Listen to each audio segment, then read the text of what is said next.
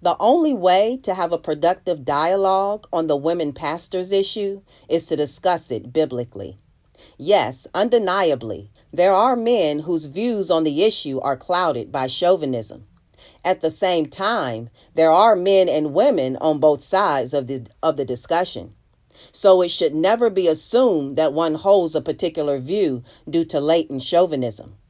The issue should be decided based on what the Bible teaches, not on who can make the strongest ad hominem attack.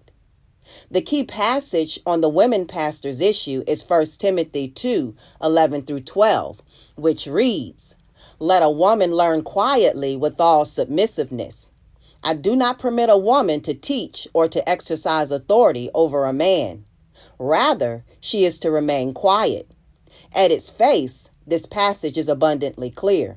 Paul restricts women from teaching or having spiritual authority over men. While it is not explicitly laid out in the text, the focus seems to be on the concept of pastoring/shepherding.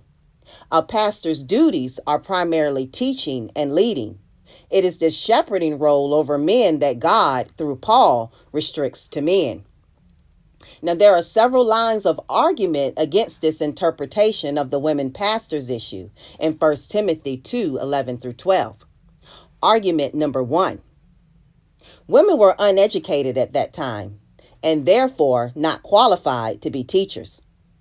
Now, the passage nowhere mentions education. Education is not mentioned as a qualification for church leadership in 1 Timothy 3:1-13 or Titus 1:6-9. If education was a requirement, few, if any, of Jesus' disciples would have been qualified. Argument number 2. Paul was only dealing with Artemis worship at Timothy's church in Ephesus. Now, the context in all of 1 Timothy, for that matter, nowhere mention Artemis or the prominence of women in the worship of Artemis. If there was a problem with women usurping authority over men in the church in Ephesus, Paul would have addressed it directly. Argument number 3. Paul is referring to husband and wives, not men and women. Wives are not to teach or have authority over their husbands. The Greek words could refer to husband and wives, but the context indicates otherwise. Are only husbands to lift up holy hands in prayer? Are only wives to dress modestly? The immediate context indicates that men and women in general are the subject, not husband and wives exclusively. Argument number 4. There are women in the Bible who served in ways that contradict this interpretation of 1 Timothy 2:11-12. Miriam, Deborah, Huldah, Priscilla, and Phoebe are the most commonly given examples. Ultimately, Miriam, Deborah, and Huldah are meaningless to the issue, as Paul is addressing leadership in the church. Leadership in Old Covenant Israel is not the subject at hand. In regards to Priscilla and Phoebe, the New Testament nowhere describes them serving in a way that contradicts 1 Timothy 2:11-12. Priscilla, with her husband Aquila, discipled Apollos in their home.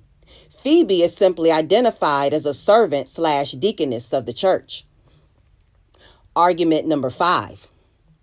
Galatians 3:28 says that men and women are equal in God's eyes. Men and women are absolutely equal in God's eyes, but that's not the issue. The subject of Galatians 3:28 is equality in Christ, equal access to the salvation Christ offers. Men and women, Jews and Gentiles, slave and free, are absolutely equal in this context.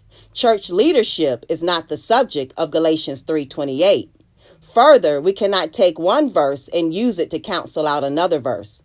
Both Galatians 3:28 and 1 Timothy 2:11-12 are absolutely true. They do not contradict each other.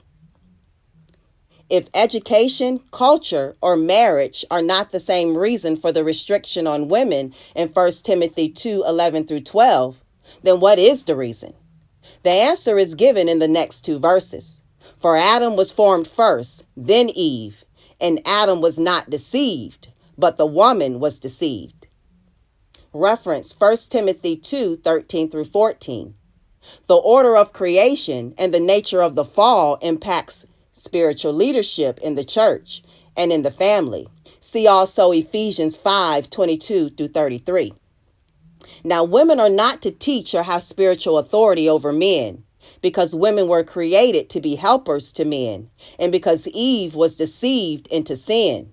Through creation and because of the fall, God has chosen to give men the primary teaching authority in the church. So, what exactly does this mean practically? What are women restricted from doing?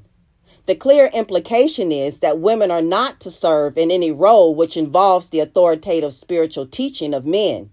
But this definition, the role of teaching pastor/shepherd, is reserved for men. This is confirmed in the two passages which deal specifically with the qualifications for church leadership. 1 Timothy 3:1 through 13 and Titus 1:6 through 9. Church leaders are described as the husband of one wife, a man whose children believe, and men worthy of respect.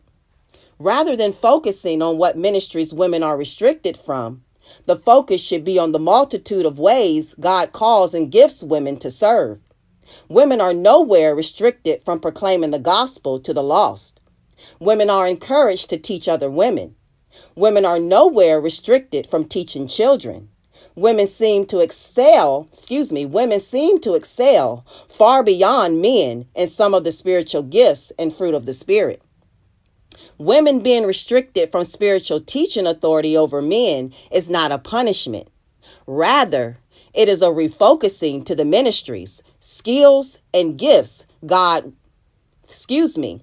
It is a refocusing to the ministries, skills, and gifts God with which blesses women.